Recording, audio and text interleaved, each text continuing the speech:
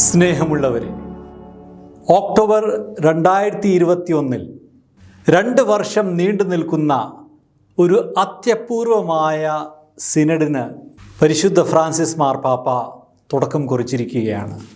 October 10 ഉദ്ഘാടനം ചെയ്യപ്പെട്ട ഈ സുനഹദോസ് പതിവിൽ നിന്ന് വ്യത്യസ്തമായി മെത്രാന്മാരുടെ ഒരു സിനഡ് മാത്രമാകാതെ ആഗോള സഭ മുഴുവനും ഒരുമിച്ച് ചർച്ച ചെയ്യുന്ന, ഒരുമിച്ച് ശ്രവിക്കുന്ന, നാം ഏക സഭയാണ് എന്ന ബോധത്തോടു കൂടെ ഒരുമിച്ച് യാത്ര ചെയ്യുന്ന ഒരു സിനഡാനുഭവമാണ് നമുക്ക് നൽകുക. സിനഡാത്മകതയും സിനഡും മനസ്സിലാക്കാനായിട്ട് നമുക്ക് ഏറ്റവും ആദ്യം ശ്രമിക്കാം. അതിനുശേഷം സിനഡിൻ്റെ ചരിത്രം, അതേ തുടർന്ന് സിനഡിൻ്റെ പ്രോസസ്സ്, അവസാനമായി നാം ചർച്ച ചെയ്യുവാനും പഠിക്കുവാനും റോമിൽ നിന്ന് നമുക്ക് നൽകപ്പെട്ടിരിക്കുന്ന ഒരുക്കരേഖയുടെ ഒരു ചെറിയ പഠനമാണ് നാം ഈ ക്ലാസ്സിൽ ലക്ഷ്യം വയ്ക്കുക. എന്താണ് സിനഡ് അല്ലെങ്കിൽ സുനഹദോസ്? സഭയുടെ ചരിത്രത്തിൽ പ്രാദേശിക തലത്തിലും പ്രോവിൻസ് തലത്തിലും രൂപതാ തലത്തിലും സാർവത്രിക തലങ്ങളിലൊക്കെ വിളിച്ചു കൂട്ടുന്ന സഭാ സമ്മേളനങ്ങളെ, അസംബ്ലീസിനെ വിശേഷിപ്പിക്കുവാൻ ഉപയോഗിച്ച പദമായിരുന്നു സുനഹദോസ്. ലത്തീൻ ഭാഷയിലെ കൗൺചീലിയും അതിൻ്റെ ഇംഗ്ലീഷാണ് കൗൺസിൽ. എന്നാൽ ഗ്രീക്ക് ഭാഷയിലെ സിനോദോസ് എന്ന വാക്കിൽ നിന്നാണ് ഇംഗ്ലീഷിൽ സിനഡ് എന്ന വാക്ക് ഉണ്ടായത്. രണ്ടും വാസ്തവത്തിൽ ഒരേ കാര്യം തന്നെയാണ് സൂചിപ്പിക്കുക. എങ്കിലും സഭയുടെ ചരിത്രത്തിൽ കൗൺസിലും സിനഡ് തമ്മിൽ ഒരു നേരിയ ഡിസ്റ്റിങ്ഷൻ പിന്നീട് രൂപപ്പെട്ടു വന്നു. ഗ്രീക്ക് ഭാഷയിൽ സുൻ, ഓദോസ് എന്ന 2 വാക്കുകൾ ചേർന്നാണ് ഈ സുനഹദോസ് എന്ന വാക്ക് ലഭിക്കുക. സ്യുൻ ഒരു പ്രിപ്പോസിഷനാണ്, അതിൻ്റെ അർത്ഥം വിത്ത് എന്നാണ്. ഓദോസ് എന്ന പദത്തിൻ്റെ അർത്ഥം വഴി അല്ലെങ്കിൽ മാർഗം എന്നതാണ്. സുനഹദോസ് എന്ന വാക്കിൻ്റെ അർത്ഥം ഒരുമിച്ചുള്ള നടത്തം അല്ലെങ്കിൽ ഒരുമിച്ചുള്ള യാത്ര ചെയ്യൽ, സഹയാത്ര എന്നൊക്കെയാണ്. അപ്പോസ്തലന്മാരുടെ കാലം മുതൽ തന്നെ സഭ എന്നത് ഒരുമിച്ച് യാത്ര ചെയ്യുന്ന ഒരു കൂട്ടായ്മയായിരുന്നു. എല്ലാ കാര്യങ്ങളിലും ഒരുമിച്ചായിരുന്നു. ഓരോ പ്രശ്നങ്ങളെയും തരണം ചെയ്യുന്നതിന് വേണ്ടി ഒരുമിച്ച് സംഭാഷണം നടത്തുന്ന, ശ്രവിക്കുന്ന, പ്രാർത്ഥിക്കുന്ന, ഏക മനസ്സോടെ എല്ലാം പങ്കുവെച്ച് ജീവിക്കുന്ന ഒരു ഉത്തമമായ സമൂഹമായിരുന്നു ആദിമസഭ. അതായത് സഭ എന്നത് സിനഡാത്മകമായിരുന്നു. അതുകൊണ്ടാണ് വിശുദ്ധ ജോൺ ക്രിസോസ്റ്റം പറഞ്ഞത്, സിനഡും സഭയും സിനോണിമസ് ആയിട്ട് ഉപയോഗിക്കാൻ പറ്റുന്ന വാക്കുകളാണ്. കാരണം സഭ എന്നത് സിനഡാത്മക സഭയാണ്. ഇനി അല്പം ഇതിൻ്റെ ചരിത്രത്തെ വിശകലനം ചെയ്യുമ്പോൾ നേരത്തെ സൂചിപ്പിച്ചതുപോലെ ഓരോ പ്രദേശത്ത് സഭാ സമൂഹം രൂപപ്പെട്ട് വന്നപ്പോൾ അവിടെ ആയിരിക്കുന്ന അപ്പോസ്തോലനും നേതാക്കന്മാരും ഓരോ വിശ്വാസിയും ഒരുമിച്ച് ചേരുന്ന സമ്മേളനങ്ങൾക്ക് സുനഹദോസ് എന്ന് വിളിക്കാമായിരുന്നു. എന്നാൽ 325 നിഖിയ സുനഹദോസ് മുതലുള്ള ആ സുനഹദോസുകളെയാണ് സാർവത്രിക സുനഹദോസ് എന്ന് വിളിക്കുക. അങ്ങനെ 325 നിഖ്യ സുനഹദോസ് ആദ്യത്തെ സാർവത്രിക സുനഹദോസ് ആണെങ്കിൽ 1962 ആരംഭിക്കുകയും 1965 അവസാനിക്കുകയും ചെയ്ത രണ്ടാം വത്തിക്കാൻ സുനഹദോസ് 21ാമത്തെ സാർവത്രിക സുനഹദോസാണ്.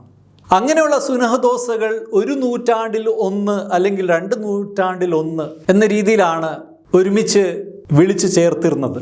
എന്നാൽ 1965 സെപ്റ്റംബർ 14 പോൾ 6 മാർപ്പാപ്പ 1-2 വർഷങ്ങൾ കൂടുമ്പോൾ മെത്രാന്മാരുടെ സിനഡ് ഔദ്യോഗികമായി പ്രഖ്യാപിച്ചു. രണ്ടാം വത്തിക്കാൻ സുനഹദോസിന് ശേഷം 3 തലങ്ങളിൽ മെത്രാന്മാരുടെ സുനഹദോസ് വിളിച്ചു ചേർക്കുവാൻ തീരുമാനമായി. 1 സാധാരണ സിനഡ്, ഓർഡിനറി സിനഡ്സ്, സാർവത്രിക സഭയെ മുഴുവൻ ബാധിക്കുന്ന വിഷയങ്ങളെ ചർച്ച ചെയ്യുന്ന സുനഹദോസാണ് ഓർഡിനറി സിനഡ് അല്ലെങ്കിൽ സാധാരണ സിനഡ്. രണ്ടാമത്തേത് അസാധാരണ സിനഡ് അല്ലെങ്കിൽ എക്സ്ട്രാ ഓർഡിനറി സിനഡ്. അതീവ ഗൗരവമേറിയ വിഷയങ്ങൾ അതിന് ഉടനെ പരിഹാരം കാണണമെങ്കിൽ അതിനുവേണ്ടി വിളിച്ചു ചേർക്കുന്ന സുനഹദോസുകളാണ് ഈ എക്സ്ട്രാ ഓർഡിനറി സിനഡ്സ്. ഇതുവരെ 3 മാത്രമേ നടന്നിട്ടുള്ളൂ. അതിലൊന്നായിരുന്നു കുടുംബത്തെക്കുറിച്ച് നടന്ന സുനഹദോസ്. മൂന്നാമത്തേത് പ്രത്യേക സിനഡ്. അതേതെങ്കിലും ഒരു വ്യക്തിഗത സഭയെയോ അല്ലെങ്കിൽ ഒരു റീജൻ അല്ലെങ്കിൽ പ്രദേശത്തെ മാത്രം ബാധിക്കുന്ന വിഷയങ്ങളെ ചർച്ച ചെയ്യുന്ന സിനഡാണെങ്കിൽ അതിനെ വിളിക്കുന്ന പേരാണ് സ്പെഷ്യൽ സിനഡ്. കഴിഞ്ഞ ഇടയ്ക്ക് നടന്ന ആമസോൺ സിനഡ് ഒരു സ്പെഷ്യൽ സിനഡായിരുന്നു. ഇതുവരെ 11 സ്പെഷ്യൽ സിനഡ്സ് നടന്നു കഴിഞ്ഞിരിക്കുന്നു. ഇപ്പോൾ നടന്നുകൊണ്ടിരിക്കുന്ന സിനഡ് എന്നത് 16ാമത്തെ സാധാരണ സിനഡാണ്. ഒരു ഡിസ്റ്റിങ്ഷന് വേണ്ടി സാർവത്രിക സുനഹദോസുകളെ കൗൺസിൽസ് എന്നും ഇതുപോലെ 1-2 വർഷങ്ങൾ കൂടുമ്പോൾ റോമായിൽ ഒക്ടോബർ മാസം വിളിച്ചു കൂട്ടുന്ന മെത്രാന്മാരുടെ അസംബ്ലിക്ക് വിളിക്കുന്ന പേര് സിനഡ് എന്നാണ്. 2021 ഉദ്ഘാടനം ചെയ്യപ്പെട്ട ഈ സിനഡ് 2023 ഒക്ടോബർ മാസം അവസാനിക്കുന്നു. ഈ സിനഡിൻ്റെ ചില പ്രത്യേകതകളെ നമുക്ക് ശ്രദ്ധിക്കാം. ഒന്നാമതായി, ഇത് മെത്രാന്മാരുടെ മാത്രം സിനഡല്ല, ഇതിൽ സഭ മുഴുവനും പങ്കാളിയാവുകയാണ്. മാമോദീസ സ്വീകരിച്ച ഓരോ വിശ്വാസിയും ഈ സിനഡൽ ചർച്ചയിൽ പങ്കാളിയാവുകയാണ്. 3 തലങ്ങളിലാണ് ഈ സിനഡ് നടത്തപ്പെടുക. ഒന്ന്, രൂപതാ തലം. 2021 ഒക്ടോബർ മുതൽ 2022 ഏപ്രിൽ വരെയുള്ള സമയം രൂപതാ തലത്തിൽ സിനഡൽ ചർച്ചകൾ നടത്തേണ്ട സമയമാണ്. കുടുംബതലങ്ങളിൽ, കുടുംബങ്ങളിൽ, കുടുംബ കൂട്ടായ്മകളിൽ, ഇടവക തലങ്ങളിൽ, മേഖലാ തലങ്ങളിൽ, രൂപതാ തലങ്ങളിൽ നടത്തപ്പെടുന്ന ചർച്ചയാണ് ഒന്നാമത്തെ ഈ ഒരു തലം. രണ്ടാമത്തേത് ഭൂഖണ്ഡ തലമാണ്. രൂപതാ തലത്തിൽ സിനഡിന് ശേഷം പ്രാദേശിക തലത്തിലും ദേശീയ തലത്തിൽ സിനഡുകൾ നടക്കുകയും അതേ തുടർന്ന് ഭൂഖണ്ഡ തലത്തിൽ നടക്കുന്ന സിനഡുകളിൽ എല്ലാ രാജ്യങ്ങളിലെ മെത്രാൻ സമിതികൾ ചേർന്ന് ഒരു സിനഡ് നടക്കുകയാണ്. അതാണ് ഭൂഖണ്ഡ തലത്തിലുള്ള സിനഡ്. അത് നടക്കേണ്ട സമയം 2022 സെപ്റ്റംബർ മുതൽ 2023 മാർച്ച് വരെ.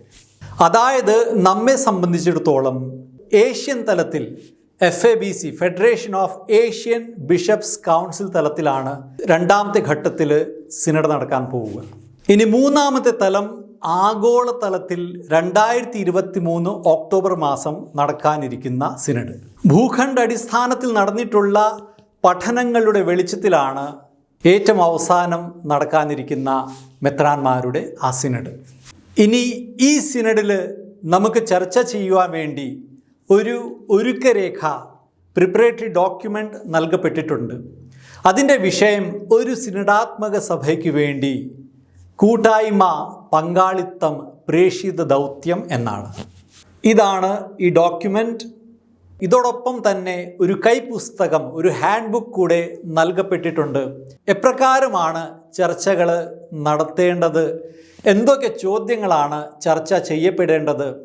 ഈ സിനഡിൻ്റെ ലക്ഷ്യമെന്നത് കുറേ ചോദ്യാവലികൾ നൽകിക്കൊണ്ട് അതിൻ്റെ ഉത്തരങ്ങൾ ശേഖരിക്കുക എന്നതല്ല, മറിച്ച് സാർവത്രിക സഭ മുഴുവനും, ഓരോ രൂപതകളിലും ഓരോ ഇടവകകളിലും എല്ലാ സമൂഹങ്ങളും ഒരുമിച്ച് ചേർന്ന് നാം ഏക സഭയാകുന്നു എന്ന കൂട്ടായ്മയെക്കുറിച്ച് ബോധ്യത്തോടു കൂടെ എല്ലാവരുടെയും പങ്കാളിത്തം ഉറപ്പാക്കിക്കൊണ്ട് പ്രേഷിത ദൗത്യത്തിൽ തീക്ഷ്ണതയുള്ള വിശ്വാസികളായി ഒരുമിച്ച് യാത്ര ചെയ്യാൻ ശ്രമിക്കുക എന്നതാണ്.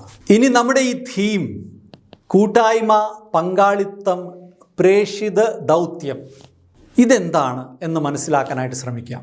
സഭയുടെ കൂട്ടായ്മ എന്നത് ത്രിയേക ദൈവത്തിൽ അധിഷ്ഠിതമായ കൂട്ടായ്മയാണ്. പിതാവായ ദൈവവുമായി ഗാഢബന്ധം പുലർത്തുന്ന യേശുക്രിസ്തു തന്നെയാണ് എങ്ങനെയാണ് ഈ കൂട്ടായ്മ ജീവിക്കേണ്ടത് എന്ന് നമ്മെ പഠിപ്പിക്കുന്നു.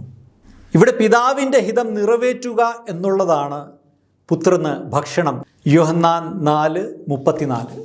പിതാവായ ദൈവത്തിൽ പൂർണ്ണമായി ആശ്രയിക്കുകയും പൂർണ്ണമായി പിതാവായ ദൈവത്തെ സ്നേഹിക്കുകയും അവിടുത്തെ ഹിതം നിറവേറ്റുകയും ചെയ്യുക എന്നുള്ളതാണ് പുത്രൻ്റെ ധർമ്മം എന്നത് യേശുക്രിസ്തു നമ്മളെ പഠിപ്പിച്ചു.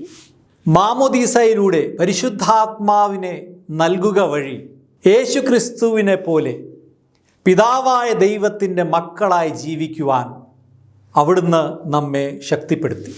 അങ്ങനെ പരിശുദ്ധാത്മാവിലൂടെ ഏക സഭയായി ഒരുമിച്ച് യാത്ര ചെയ്യാൻ നാം വിളിക്കപ്പെട്ടിരിക്കുന്നു എന്നത് നമുക്ക് ഓർക്കാം. പരിശുദ്ധാത്മാവിൻ്റെ ശക്തിയാൽ യേശുക്രിസ്തുവിനോട് കൂടെ പിതാവായ ദൈവത്തിങ്കിലേക്ക് ഒരുമിച്ച് യാത്ര ചെയ്യുന്ന വിശ്വാസികളുടെ ഒരു കൂട്ടായ്മയാണ് ഒരു സിനഡാത്മക സഭ. രണ്ടാമതായി, നാം യേശുക്രിസ്തുവിൻ്റെ ശരീരത്തിലെ അംഗങ്ങളാണ് എന്ന ബോധ്യത്തിൽ കൂട്ടായ്മ ജീവിക്കുവാൻ നമുക്ക് കഴിയണം. അവിടെ യാതൊരു വലുപ്പ ചെറുപ്പ വ്യത്യാസമില്ലാതെ കുടുംബത്തിൻ്റെ പേരിലോ സമ്പത്തിൻ്റെ പേരിലോ കഴിവിൻ്റെ പേരിലോ പ്രാഗൽഭ്യത്തിൻ്റെ പേരിലോ വിദ്യാഭ്യാസ യോഗ്യതയുടെ പേരിലോ ആരെയും മാറ്റി നിർത്താതെ ആരെയും ചെറുതായി കാണാതെ എല്ലാവരും ഒരുപോലെ ഉൾക്കൊള്ളുന്ന ഒരു കൂട്ടായ്മയാകണം സഭ. കാരണം നാം ക്രിസ്തു ശിരസായിരിക്കുന്ന ഒരേ ശരീരത്തിലെ അംഗങ്ങളാണ്. മൂന്നാമതായി, വിശുദ്ധ കുർബാനയിൽ അധിഷ്ഠിതമായ കൂട്ടായ്മ. വിശുദ്ധ കുർബാനയിൽ ഒരേ കാസയിൽ നിന്ന് നാം അവിടുത്തെ തിരുരക്തം പാനം ചെയ്യുന്നു. ഒരേ പാത്രത്തിൽ നിന്ന് അവിടുത്തെ തിരുശരീരം ഭക്ഷിക്കുന്നു. അതിലൂടെ നാം എല്ലാവരും ഒരേ പിതാവായ ദൈവത്തിൻ്റെ മക്കളാണ്, യേശുക്രിസ്തുവിൻ്റെ സഹോദരങ്ങളാണ്. ഒരേ പരിശുദ്ധാത്മാവാണ് നാം ഏവരിലും വസിക്കുന്നത്. ഈ ബോധ്യത്തിൽ കൂട്ടായ്മയെ ശക്തമാക്കാൻ നാം വിളിക്കപ്പെട്ടിരിക്കുന്നു. ഇനി നമ്മുടെ തീമിൻ്റെ രണ്ടാമത്തെ വിഷയമായ പങ്കാളിത്തം. പരിശുദ്ധാത്മാവ് എല്ലാ ദാനങ്ങളും വരങ്ങളും ഒരു വ്യക്തിക്ക് സഭയിൽ നൽകുന്നില്ല. ദാനങ്ങളിൽ വൈവിധ്യമുണ്ട്. അതെല്ലാം സഭയെ ശക്തിപ്പെടുത്തുന്നതിന് വേണ്ടിയാണ്, ദൈവരാജ്യ ശുശ്രൂഷയ്ക്ക് വേണ്ടിയാണ്, സകലരെയും രക്ഷയിലേക്ക് നയിക്കുന്നതിന് വേണ്ടിയാണ്. അങ്ങനെയെങ്കിൽ ഈ സഭയിൽ എല്ലാവരുടെ പങ്കാളിത്തം ഉറപ്പാക്കാനായിട്ട് കഴിയണം. ഇവിടെ മാർപ്പാപ്പയും കാർഡിനൽസും മെത്രാന്മാരും വൈദികരും സന്യസ്തരും മാത്രമല്ല, സഭ എന്നത് ദൈവജനമാണ്. നാം എല്ലാവരും ഒരു സഭയാണ്. ഈ ഒരു ബോധ്യത്തിൽ വളർന്നുകൊണ്ട് സഭ എൻ്റെ കുടുംബമാണ്, പൂർണ്ണ ഹൃദയത്തോടെ പൂർണ്ണ മനസ്സോടെ പൂർണ്ണ ശരീരത്തോടെ സർവശക്തിയോടുകൂടി ദൈവത്തെ സ്നേഹിക്കുവാനും സഭയെ ശുശ്രൂഷിക്കുവാനും നമുക്ക് എല്ലാവർക്കും കൂട്ട് ഉത്തരവാദിത്വമുണ്ട് എന്നത് നമുക്ക് ഓർക്കാൻ കഴിയണം. ഇനി തീമിൻ്റെ മൂന്നാമത്തെ ഭാഗം, പ്രേഷിത ദൗത്യം. രണ്ടാം വത്തിക്കാൻ സുനഹദോസ് നമ്മെ പഠിപ്പിച്ചത് സഭ സ്വഭാവത്താലെ പ്രേഷിതയാണ് എന്നാണ്. സഭ നിലകൊള്ളുന്നത് തന്നെ സുവിശേഷ പ്രഘോഷണത്തിന് വേണ്ടിയാണ്. മർക്കോസ് 16:15-16 വാക്യങ്ങളിൽ കർത്താവ് അപ്പോസ്തലന്മാരോട് പറയുന്നത്, നിങ്ങൾ ലോകമെങ്ങും പോയി എല്ലാ സൃഷ്ടികളോടും സുവിശേഷം പ്രസംഗിക്കുവേൻ എന്നാണ്. അപ്പോൾ സുവിശേഷ പ്രഘോഷണം എന്ന ദൗത്യം, നമ്മുടെ പ്രേഷിത ദൗത്യം, ഒരിക്കലും മാറ്റിവെക്കാനാവാത്ത ഒരു ദൗത്യമാണ്. സകല മനുഷ്യരെ രക്ഷയിലേക്ക് നയിക്കുക എന്നതാണ് നമ്മുടെ ദൗത്യം. യേശുക്രിസ്തു എന്ന ഏക രക്ഷകനെ പ്രഘോഷിക്കുവാനും പിതാവായ ദൈവത്തിൻ്റെ മക്കളാകാൻ പരിശുദ്ധാത്മാവിനെ സ്വീകരിക്കുവാൻ എല്ലാവരെയും ക്ഷണിക്കുക എന്നുള്ളത് നമ്മുടെ ധർമ്മമാണ്. സഭയിൽ പ്രേഷിത ദൗത്യം ശക്തമാകണമെങ്കിൽ കൂട്ടായ്മയും പങ്കാളിത്തവും ഉറപ്പാകണം. അപ്പോൾ കത്തോലിക്ക സഭയിൽ എല്ലാവരും ഒരുമിച്ച് യാത്ര ചെയ്യുന്ന ഒരു അനുഭവം ഉണ്ടാകണം. കത്തോലിക്ക സഭ 24 വ്യക്തിഗത സഭകളുടെ ഒരു കൂട്ടായ്മയാണ്. ഇവിടെ വൈവിധ്യത്തിൽ ഏകത്വം നാം കണ്ടെത്തുകയാണ്, യൂണിറ്റി ഇൻ ഡൈവേഴ്സിറ്റി. പ്രേഷിത ദൗത്യത്തിന് വേണ്ടി ഒരുമിച്ച് കൂട്ടായ്മയായി പ്രവർത്തിക്കുവാൻ നമുക്ക് ആവണം. അതുപോലെ തന്നെ ആ കത്തോലിക്ക സഭകളോടും സമൂഹങ്ങളോടും സംവദിക്കുവാനും അവരെ കേൾക്കുവാനും നമ്മുടെ യാത്രയിൽ സഹയാത്രികരായി അവരെയും ചേർക്കുവാൻ നമുക്ക് സാധിക്കണം. അതുപോലെ ദൈവം എല്ലാ മനുഷ്യരെയും രക്ഷിക്കുവാൻ ആഗ്രഹിക്കുന്നു. യേശുക്രിസ്തു സകല മനുഷ്യരുടെയും രക്ഷകനാണ്. അങ്ങനെ അന്യമതസ്ഥരോടും സമാധാനത്തിലും സ്നേഹത്തിലും വർത്തിക്കുവാൻ നമുക്കാവണം. അവരും നമ്മോടൊപ്പം യാത്ര ചെയ്യാനുള്ളവരാണ് എന്നൊരു ബോധ്യം നമുക്ക് ഉണ്ടാകണം. ഇതാണ് നമ്മുടെ സിനഡാത്മകതയെക്കുറിച്ചുള്ള ക്ലാസിൻ്റെ ഒന്നാമത്തെ ഭാഗം. ഇവിടെ നാം ഇതുവരെ കണ്ടത് സിനഡ് എന്താണ്, സിനഡാത്മകത എന്താണ്. അത് ഒരുമിച്ച് യാത്ര ചെയ്യലാണ്, സഹയാത്രയാണ്. സഭ എന്നത് സഹയാത്രിക സഭയാണ്. ഈ സിനഡിൻ്റെ പ്രത്യേകതയും ഈ സിനഡിൻ്റെ പ്രോസസ്സും നാം ചർച്ച ചെയ്തു. അവസാനമായി ഈ സിനഡിൻ്റെ തീം ഒരു സിനഡാത്മക സഭയ്ക്ക് വേണ്ടി കൂട്ടായ്മ, പങ്കാളിത്തം, പ്രേഷിത ദൗത്യം, ഈ തീമിനെ മനസ്സിലാക്കുവാനായിട്ട് നാം ശ്രമിച്ചു. ഇനി ഈ ക്ലാസ്സിൻ്റെ രണ്ടാം ഭാഗത്തിൽ ആഗോള സഭ മുഴുവനും ചർച്ച ചെയ്യേണ്ടുന്ന ഡോക്യുമെൻ്റ്, ഒരുക്കരേഖ, അത് പഠിക്കുവാൻ നമുക്ക് ശ്രമിക്കാം. അതിൽ 4 ഭാഗങ്ങളാണ് ഉള്ളത്. ഒന്നാമത്തെ ഭാഗം ഒരുമിച്ച് യാത്ര ചെയ്യാനുള്ള ക്ഷണമാണ്. രണ്ടാമത്തെ ഭാഗത്ത് ഘടനാപരമായി സിനഡാത്മക സഭ എന്താണ് എന്ന് മനസ്സിലാക്കുവാനുള്ള ഒരു ശ്രമമാണ്. മൂന്നാമതായി വിശുദ്ധ ലിഖിതങ്ങളിൽ സിനഡാത്മക സഭ എന്താണ്, എങ്ങനെ ആയിരിക്കണം എന്ന് മനസ്സിലാക്കാൻ നാം ശ്രമിക്കുന്നു. നാലാമത്തെ ഭാഗം അത് പ്രവൃത്തി പദത്തിൽ സിനഡാത്മക സഭ ജീവിക്കാനുള്ള ശ്രമമാണ്. അവിടെയാണ് നൽകപ്പെട്ടിരിക്കുന്ന ചോദ്യങ്ങൾ ഓരോ തലങ്ങളിലും ചർച്ച ചെയ്യപ്പെടേണ്ടത്. ഇനി ഒന്നാമത്തെ ഭാഗത്ത് അവിടെ നമ്മൾ കാണുന്നത് COVID-19 എന്ന മഹാമാരി നമ്മളെ പഠിപ്പിച്ച ഏറ്റവും വലിയ പാഠം എന്നത് നമ്മൾ ഏക ഭൂഗോള സമൂഹമാണ്. നാം എല്ലാം പരസ്പരം ബന്ധപ്പെട്ടിരിക്കുന്നു. ഏവരും സഹോദരർ, ഫ്രatelli tutti എന്ന ചാക്രിക ലേഖനത്തിൽ മാർപ്പാപ്പ വിശ്വസാഹോദര്യത്തിൻ്റെ പാഠം നമ്മളെ ഓർമ്മിപ്പിക്കുകയായിരുന്നു. COVID-19 പാൻഡമിക്കിൻ്റെ ഈ ഒരു സാഹചര്യത്തിൽ മനുഷ്യർ വിശ്വസാഹോദര്യത്തിൽ വളരേണ്ടതിൻ്റെ ആവശ്യകതയെക്കുറിച്ച് കൂടുതൽ ബോധവാന്മാരാകാൻ നമുക്ക് ശ്രമിക്കാം. നാം മനുഷ്യർ എന്ന നിലയിൽ പരസ്പരം സഹായിക്കേണ്ടിയിരിക്കുന്നു, പരസ്പരം വളർത്തേണ്ടിയിരിക്കുന്നു, സ്നേഹിക്കേണ്ടിയിരിക്കുന്നു. വിദ്വേഷങ്ങളും ശത്രുതകളും മറന്നുകൊണ്ട് സഹോദരർ എന്ന നിലയിൽ വളർന്നു വരുവാൻ ക്രൈസ്തവർക്ക് മുൻകൈയെടുക്കാൻ സാധിക്കണം എന്നത് ഈ ആദ്യ ഭാഗം നമ്മളെ ഓർമ്മിപ്പിക്കുന്നു. നമുക്ക് ഒരുമിച്ച് മാത്രമേ രക്ഷിക്കപ്പെടാനാവൂ. വി നീഡ് ഈച്ച് അതർ എന്ന് ഓർത്തിരിക്കാൻ നമുക്ക് ശ്രമിക്കാം. ഈ മഹാമാരിയിലൂടെ മനുഷ്യർ ഏറെ ഭയത്തിലും ഉത്കണ്ഠയിലും ജീവിക്കുമ്പോൾ നാം നിരാശയിലേക്ക് കൂപ്പുകുത്തുവാൻ പാടില്ല. കർത്താവെ അങ്ങേക്ക് സ്തുതി എന്ന ചാക്രിക ലേഖനത്തിലെ ഒരു ഉദ്ധരണിയിലൂടെ ഈ ഡോക്യുമെൻ്റ് നമ്മൾ ഓർമ്മിപ്പിക്കുന്നത് എന്തൊക്കെ സംഭവിച്ചാലും സ്രഷ്ടാവ് തൻ്റെ സൃഷ്ടിയെ ഉപേക്ഷിക്കുകയില്ല. ഇത് നമുക്ക് ധൈര്യവും വിശ്വാസവും പകർന്നു നൽകാൻ സാധിക്കണം. എല്ലാ മനുഷ്യർക്കും പരസ്പര വിദ്വേഷവും വിഭജനങ്ങളും മറന്ന് ഒരുമിക്കാൻ സാധിച്ചാൽ നമ്മുടെ പൊതുഭവനത്തെ ഇനിയും പടുത്തുയർത്താൻ മനുഷ്യന് കഴിയും എന്നത് ഇവിടെ നമ്മെ ഓർമ്മിപ്പിക്കുന്നു. ഇനി സഭ കുറേ ആത്മപരിശോധന നടത്തേണ്ട സമയം കൂടിയാണ് ഈ സിനഡിൻ്റെ സമയം. നമ്മോടൊപ്പം യാത്ര ചെയ്യാൻ കഴിയാതെ പോകുന്ന ആളുകൾ ആരൊക്കെയാണ്? എന്തൊക്കെ മുറിവുകളാണ് അവരെ സഭയുടെ മുഖ്യധാരയിൽ നിന്ന് അകറ്റി നിർത്തുക?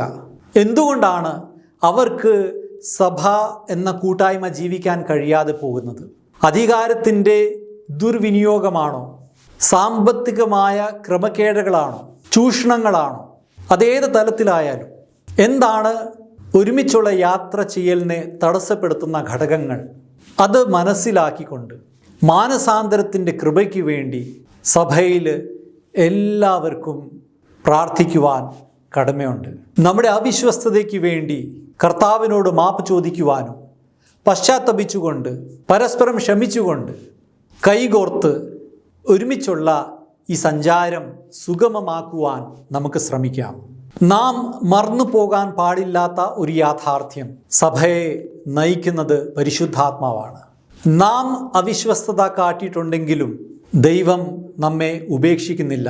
എന്നാൽ ദൈവത്തിൻ്റെ കാരുണ്യത്തെ നിസ്സാരമായി കാണാതെ എളിമയോടുകൂടെ, തുറവിയോടുകൂടെ, പരിശുദ്ധാത്മാവിൻ്റെ കൃപയോട് സഹകരിച്ച് ഒരുമിച്ചുള്ള സഞ്ചാരം ശക്തമാക്കുവാൻ നാം ശ്രമിക്കണം എന്നത് ഈ ഒരുക്കരേഖ നമ്മൾ ഓർമ്മിപ്പിക്കുന്നു.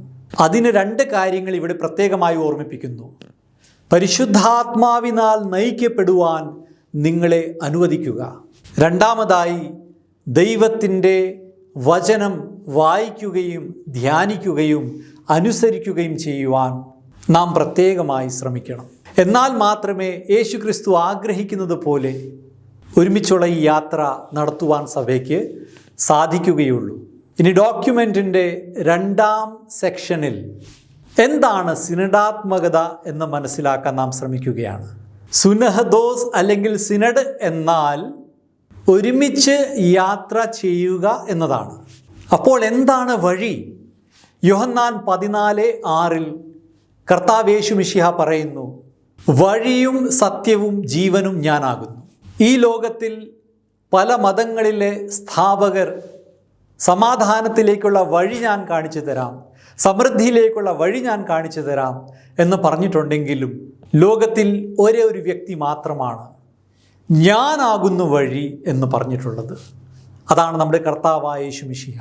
അതുകൊണ്ടാണ് അപ്പോസ്തോല പ്രവർത്തനത്തിൽ 9-ാം അധ്യായം 2-ാം വാക്യത്തിൽ ആദിമ ക്രൈസ്തവരെ വിളിച്ചിരുന്നത് ക്രിസ്തു മാർഗം സ്വീകരിച്ചവർ എന്നാണ്.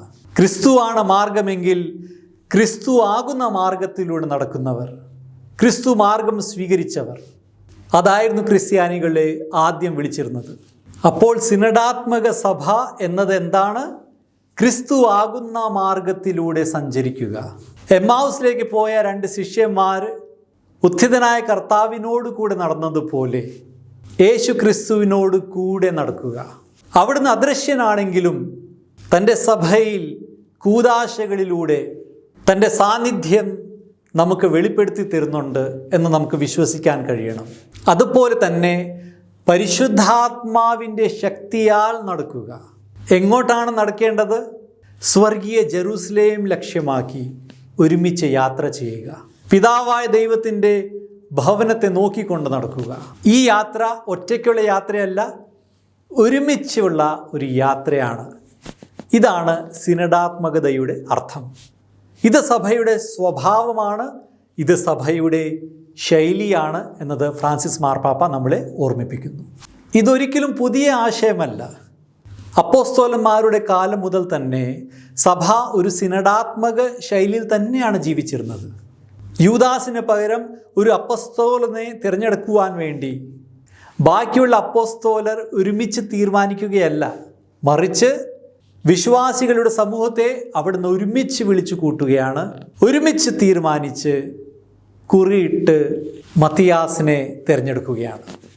6-ാം അധ്യായത്തിൽ ശുശ്രൂഷയ്ക്ക് സഹായിക്കുവാൻ വേണ്ടി ഷെമ്മാശന്മാരെ നിയോഗിക്കുവാനും സഭ ഒരുമിച്ച് എല്ലാ തീരുമാനങ്ങൾ എടുക്കുകയാണ്. 1-ാം സഹസ്രാബ്ദത്തിൽ അതേ ശൈലിയിലാണ് യാത്ര മുമ്പോട്ട് പോയത്. എന്നാൽ കുറച്ച് നൂറ്റാണ്ടുകൾ കഴിഞ്ഞ് രാജാക്കന്മാർ ക്രിസ്തുമതം സ്വീകരിക്കുകയും അങ്ങനെ സഭയ്ക്ക് ഏറെ സ്വാധീനം ഉണ്ടായിരുന്ന കാലഘട്ടത്തിൽ രാജകീയ ശൈലികൾ സഭയിലേക്ക് കടന്നു വന്നപ്പോൾ ഒരുപക്ഷെ ചിലപ്പോഴെങ്കിലും ചില സ്ഥലങ്ങളിലും ആത്മായ വിശ്വാസികൾ പതുക്കെ അകലുവാൻ തുടങ്ങി. തീരുമാനങ്ങളെല്ലാം എടുക്കുവാനുള്ള അധികാരം മെത്രാന്മാരിൽ നിക്ഷിപ്തമാകുവാൻ തുടങ്ങി. ഈ ഒരു ശൈലിയിൽ നിന്ന് ആദിമസഭയുടെ സിനഡാത്മക ശൈലിയിലേക്ക് തിരിച്ചു പോകണം എന്ന ആഗ്രഹത്തോടു കൂടെ 2-ാം വത്തിക്കാൻ സുനഹദോസിൽ സഭ ഒരു ദൈവജനമാകുന്നു എന്ന ആശയത്തിന് പ്രാബല്യം വരികയാണ്. ഒരു പിരമിഡിക്കൽ സ്ട്രക്ചർ, ഏറ്റവും മുകളിൽ മാർപ്പാപ്പ, അതിനുശേഷം കാർഡിനൽസ്, പിന്നെ ബിഷപ്സ്, പിന്നെ പ്രീസ്, റിലീജിയസ്, ഏറ്റവും താഴെ അൽമായർ.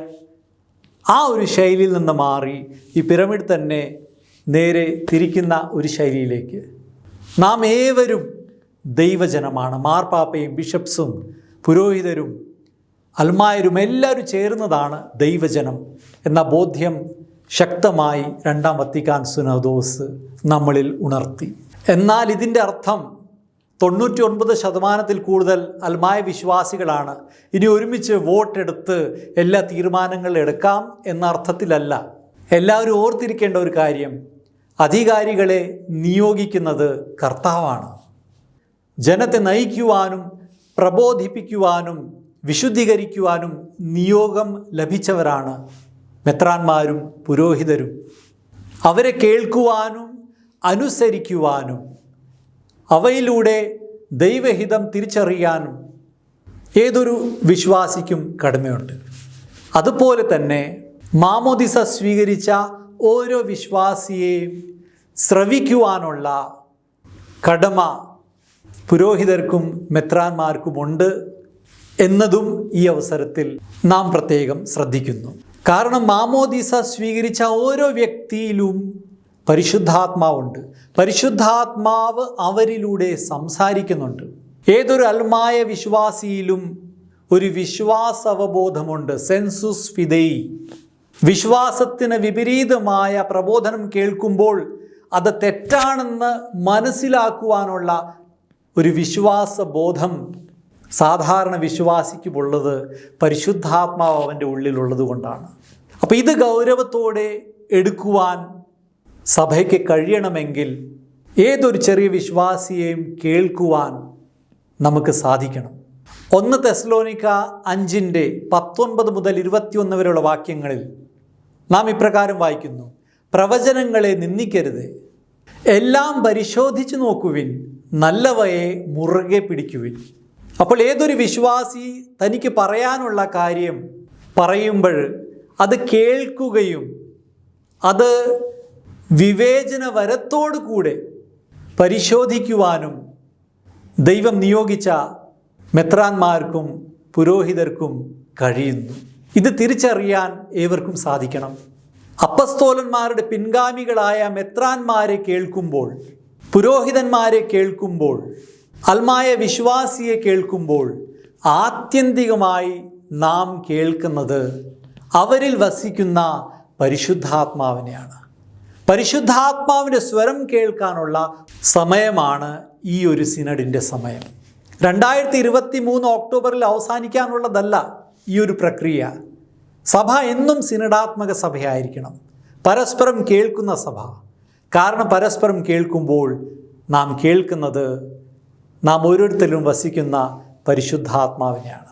എന്നാൽ നാം ശ്രവിക്കുന്നത് പരിശുദ്ധാത്മാവിൻ്റെ സ്വരമാണ് എന്ന് തിരിച്ചറിയാൻ വേണ്ടത് ഡിസൺമെൻറ്റ്, വിവേചനവരമാണ്. ഈ വിവേചനവരം നമ്മിൽ പ്രവർത്തിക്കണമെങ്കിൽ ഒരു വിശുദ്ധ ജീവിതം നയിക്കുവാനും ദൈവത്തിൻ്റെ വചനത്തിൽ അധിഷ്ഠിതമായ ജീവിതം നയിക്കുവാനും യേശുക്രിസ്തുവുമായി നല്ല ബന്ധത്തിലായിരിക്കുവാനും പരിശുദ്ധാത്മാവിൻ്റെ അനുരണനങ്ങളെ ശ്രവിക്കുവാനും നമുക്ക് കഴിയണം.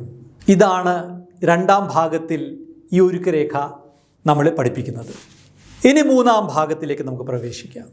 അവിടെ വിശുദ്ധ ലിഖിതത്തിൻ്റെ വെളിച്ചത്തിൽ എങ്ങനെയാണ് സഭ ഒരു സിനഡാത്മക സഭയായി മാറേണ്ടത്, എങ്ങനെയാണ് സഹയാത്രിക സഭയായി നാം ജീവിക്കേണ്ടത് എന്നത് ഇവിടെ നാം പഠിക്കുന്നു. യേശുക്രിസ്തുവിനെ പോലെ തന്നെ ക്ഷമയോടുള്ള കേൾവി സഭയിൽ എന്നും വളർത്തുവാൻ നമുക്കാവണം. യോഹന്നാൻ ശ്ലീഹായുടെ സുവിശേഷം 4-ാം അധ്യായത്തിൽ സമരിയാക്കാരിയുമായുള്ള യേശുവിൻ്റെ സംഭാഷണം, ശ്രവണം, അതിലൂടെ അവൾ പടിപടിയായി മാനസാന്തരത്തിലേക്ക് വരികയും യേശുക്രിസ്തുവിനെ തിരിച്ചറിയുകയും അവസാനം യേശുക്രിസ്തുവിൻ്റെ സാക്ഷിയായി അവൾ മാറുകയാണ്. അപ്പോൾ സുവിശേഷങ്ങളിൽ കാണുന്ന യേശുക്രിസ്തുവിൻ്റെ ആ ഒരു ശൈലി സഭയുടെ എല്ലാ തലങ്ങളിലും വളർത്തുവാൻ നമുക്ക് കടമയുണ്ട് എന്നത് നമുക്ക് ഓർക്കാം.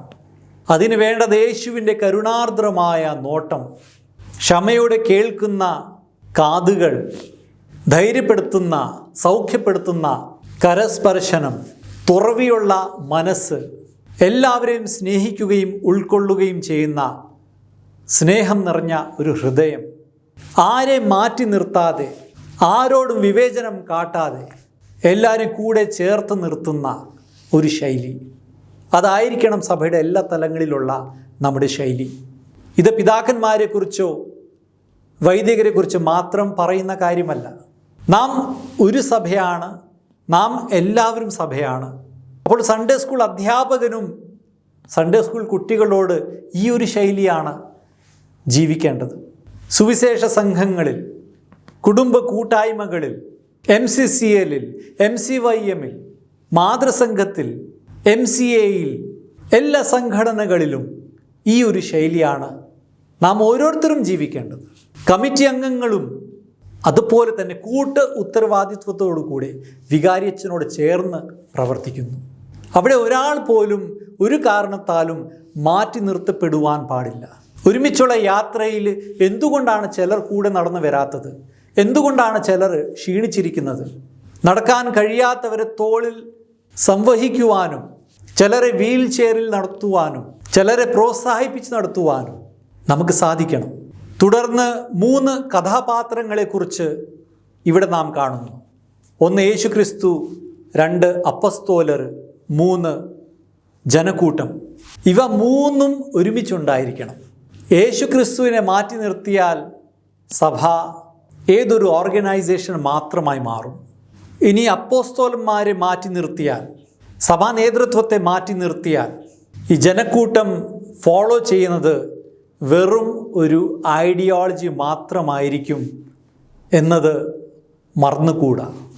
അതുപോലെ തന്നെ ജനക്കൂട്ടത്തെ മാറ്റി നിർത്തിക്കൊണ്ട് അപ്പോസ്തലന്മാരും യേശുക്രിസ്തു മാത്രമായി നിന്നു കഴിഞ്ഞാൽ അതും ശരിയായ ഒരു ശൈലിയല്ല. അപ്പോൾ ഈ 3ഉം അനിവാര്യമാണ്. യേശുക്രിസ്തുവും സഭാ നേതൃത്വത്തിലായിരിക്കുന്നവരും ഓരോ വിശ്വാസിയും. പക്ഷെ പലപ്പോഴും ഈ 3ൽ ഏതെങ്കിലും ഒരാളെങ്കിലും മാറ്റി നിർത്തുവാൻ സാത്താൻ എന്നും ശ്രമിച്ചുകൊണ്ടിരിക്കും. തെറ്റായ ആരോപണങ്ങളിലൂടെ ആകാം, അല്ലെങ്കിൽ ദുർസാക്ഷ്യത്തിലൂടെ ആകാം, ചില വാക്കുകളിലൂടെ ആകാം, ചില ഈഗോ ഇഷ്യൂസിൻ്റെ പേരിലാകാം. ഈ 3നെയും സെപ്പറേറ്റ് ചെയ്യുവാൻ സാത്താൻ പല വ്യക്തികളിലൂടെ ഒരുപക്ഷെ ശ്രമിച്ചെന്നിരിക്കും. അതുകൊണ്ട് ജാഗരൂകരായിരിക്കുവാൻ ഈ ഒരുക്കരേഖ നമ്മളെ ഉദ്ബോധിപ്പിക്കുന്നു.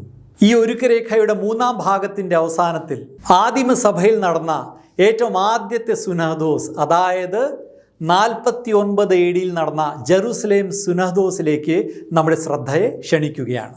അപ്പസ്തോല പ്രവർത്തനങ്ങളിൽ 15-ാം അധ്യായത്തിൽ നാം കാണുന്നു, അന്ത്യോഖ്യയിൽ പ്രേക്ഷിത ദൗത്യം നടത്തുന്ന പൗലോസും ബർണബാസും കണ്ട ഒരു കാര്യം, പുതുതായി ക്രിസ്തു വിശ്വാസം സ്വീകരിക്കുന്ന വ്യക്തികൾ പരിച്ഛേദന കർമ്മത്തിലൂടെ കടന്നു പോകണം എന്ന് യൂദയായിൽ നിന്ന് വന്ന ചില സഹോദരർ നിർബന്ധം പിടിച്ചു.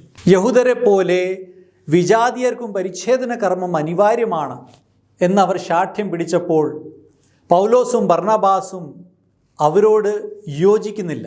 ഇത് വലിയ വിവാദത്തിലേക്ക് നയിച്ചപ്പോൾ പൗലോസും ബർണബാസും മറ്റു ചിലരും ജെറുസലേമിലേക്ക് അയക്കപ്പെടുകയാണ്. അവിടെ അപ്പോസ്തലന്മാരോടും ശ്രേഷ്ഠന്മാരോട് ചേർന്ന് നിന്ന് ഈ വിഷയത്തിൽ ഒരു തീരുമാനമെടുക്കുവാൻ അവർ നിയോഗിക്കപ്പെടുകയാണ്. അങ്ങനെയാണ് ജെറുസലേമിൽ ആദ്യമായി സുനഹദോസ് നടക്കുക. പത്രോസ് എല്ലാ അപ്പോസ്തലന്മാരെയും ശ്രേഷ്ഠന്മാരെയും അവിടെ ആയിരുന്ന എല്ലാവരെയും വിളിച്ചു കൂട്ടുകയാണ്.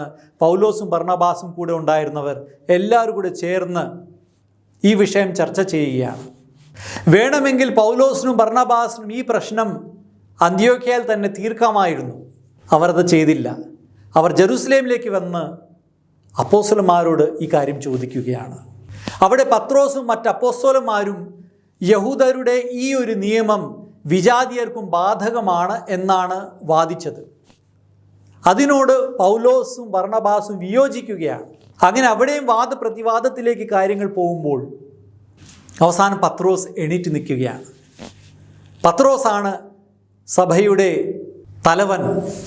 പത്രോസ് എണീറ്റപ്പോൾ എല്ലാവരും നിശബ്ദരാവുകയാണ്. ഇതാണ് പത്രോസിൻ്റെ പ്രഥമ സ്ഥാനത്തിൻ്റെ പ്രത്യേകത. എന്നാൽ പത്രോസ് അവിടെ എന്താണ് ചെയ്തത്? ഇതാണ് എൻ്റെ തീരുമാനം, എല്ലാവരും അത് അനുസരിക്കണം എന്നല്ല പറഞ്ഞത്. മറിച്ച് പത്രോസ് പൗലോസിലും ബർണബാസിലൂടെ സംസാരിച്ച പരിശുദ്ധാത്മാവിനെ കേട്ടു. മറ്റ് അപ്പോസ്തലന്മാരിലൂടെയും ശ്രേഷ്ഠന്മാരിലൂടെ സംസാരിച്ച പരിശുദ്ധാത്മാവിനെ കേട്ടു. ഇനി പത്രോസ് സ്വയം പരിശുദ്ധാത്മാവിൻ്റെ സ്വരം വിവേചിച്ചറിയാൻ ശ്രമിക്കുകയാണ്. പരിശുദ്ധാത്മാവ് പത്രോസിൻ്റെ ചിന്തയെ കൊർന്നേലിയൂസിലേക്ക് കൊണ്ടുപോവുകയാണ്. അപ്പോസ്തല പ്രവർത്തനങ്ങളിൽ 10-ാം അധ്യായത്തിൽ കൊർന്നേലിയൂസിനും കുടുംബത്തിനും പരിശുദ്ധാത്മാവിനെ ലഭിക്കുന്ന സംഭവം പത്രോസ് ഓർമ്മിക്കുകയാണ്. നമ്മളും അവരും തമ്മിൽ ദൈവമായ കർത്താവ് ഒരു വ്യത്യാസവും കാണിച്ചിട്ടില്ല. പരിശുദ്ധാത്മാവിനെ നൽകിക്കൊണ്ട് അവരെയും കർത്താവ് വിശുദ്ധീകരിച്ചിരിക്കുന്നു എന്നത് പത്രോസിനെ ബോധ്യമാവുകയാണ്. പത്രോസ് കണ്ട ദർശനം ഓർക്കുകയാണ്. അതുകൊണ്ട് ഈ നിയമത്തിൻ്റെ നുകം, ഈ ഒരു ഭാരം അവരുടെ മേൽ ചുമത്തുന്നത് ശരിയല്ല എന്ന് നമുക്ക് തോന്നുന്നു എന്നാണ് പറഞ്ഞത്. അതുപോലെ തന്നെ ജെറുസലേമിലെ മെത്രാനായിരുന്ന യാക്കോബും പറയുകയാണ്, ദൈവത്തിലേക്ക് തിരിയുന്ന വിജാതിയരെ നാം വിഷമിപ്പിക്കരുത് എന്നാണ് എൻ്റെ അഭിപ്രായം. ഇത്രയും നേരം പറഞ്ഞുകൊണ്ടിരുന്ന കാര്യമല്ല യാക്കോബ് ഇപ്പോൾ പറയുന്നത്. പരിശുദ്ധാത്മാവിനെ ശ്രവിച്ചപ്പോൾ യാക്കോബും ഒരു മാനസാന്തരത്തിലേക്ക് എത്തുകയാണ്. പത്രോസ് മാനസാന്തരത്തിലേക്ക് എത്തുകയാണ്. ഇതാണ് സിനഡാത്മകത. എല്ലാവരും ഒരുമിച്ചായിരിക്കുക, ഒരുമിച്ച് കേൾക്കുക, പരിശുദ്ധാത്മാവിനെ ശ്രവിക്കുക, അത് വിവേചിച്ചറിയുക. അതിന് ശേഷമാണ് തീരുമാനമെടുക്കേണ്ടത്. തീരുമാനമെടുക്കുന്നത് നേതാവ് തന്നെയാണ്. പക്ഷേ എല്ലാവരെയും കേട്ട് പരിശുദ്ധാത്മാവിൻ്റെ സ്വരം തിരിച്ചറിഞ്ഞാണ് തീരുമാനമെടുക്കുക. അത് എല്ലാവർക്കും ബാധകമാണ്. അതെല്ലാവരും അവസാനം അനുസരിക്കുകയാണ്. 22-ാം വാക്യം മുതൽ സുനഹദോസിൻ്റെ തീരുമാനം കത്ത് മുഖേന അയക്കുകയാണ്. അവിടെ നമ്മൾ ശ്രദ്ധിച്ചു കഴിഞ്ഞാൽ അവിടെ ഞാൻ എന്ന പ്രയോഗമേ ഇല്ല. ഞങ്ങൾക്കും പരിശുദ്ധാത്മാവിനും തോന്നി. ഞങ്ങൾ, ഈ ഒരു പ്രയോഗത്തിലൂടെയാണ് ഈ ഒരു കത്ത് നൽകപ്പെട്ടത്. ഇത് പൗലോസും ബർണബാസും അവരുടെ കൂടെ അപ്പോസ്തലന്മാർ അയക്കുന്ന സീലാസും ചേർന്ന് അന്ത്യോഖ്യയിലും മറ്റു സ്ഥലങ്ങളിൽ എത്തിക്കുകയാണ്. ഇതാണ് സിനഡാത്മക ശൈലി. ഇനി രത്ന ചുരുക്കമായിട്ട് പറയുകയാണെങ്കിൽ എന്താണ് സഹയാത്രിക സഭ അല്ലെങ്കിൽ സിനഡാത്മക സഭ? അത് യേശു ക്രിസ്തു ആകുന്ന മാർഗത്തിലൂടെ ചരിക്കുന്ന സഭയാണ്. യേശു ക്രിസ്തുവിനോട് കൂടെ നടക്കുന്ന സഭയാണ്. ഒരുമിച്ച് യാത്ര ചെയ്യുന്ന സഭയാണ്. പരിശുദ്ധാത്മാവിനാൽ നയിക്കപ്പെടുന്ന സഭയാണ്. മാമോദീസ സ്വീകരിച്ച ഓരോ വ്യക്തിയെയും അവരിൽ വസിക്കുന്ന പരിശുദ്ധാത്മാവിനെ കേട്ട് ഒരുമിച്ച് യാത്ര ചെയ്യുന്ന ഏക മനസ്സുള്ള ഒരു സമൂഹമാണ്. സ്വർഗീയ ജെറുസലേം ലക്ഷ്യമാക്കി പിതാവിൻ്റെ ഭവനത്തിലേക്ക് യാത്ര ചെയ്യുന്ന ഒരു സഭയാണ് സിനഡാത്മക സഭ. ഇവിടെ ആരും ഒരു കാരണത്താലും മാറ്റി നിർത്തപ്പെടാൻ ഇടവരരുത്.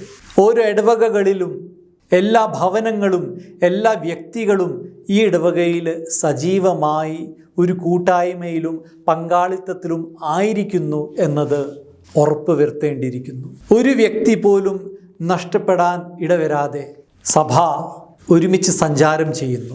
സഭ എന്നത് നേതൃത്വത്തിലുള്ളവരുടെ മാത്രമാണ് എന്ന ചിന്തയല്ല, മറിച്ച് നാം എല്ലാവരും ദൈവത്തിൻ്റെ ജനമായ ഏക സഭയാണ്.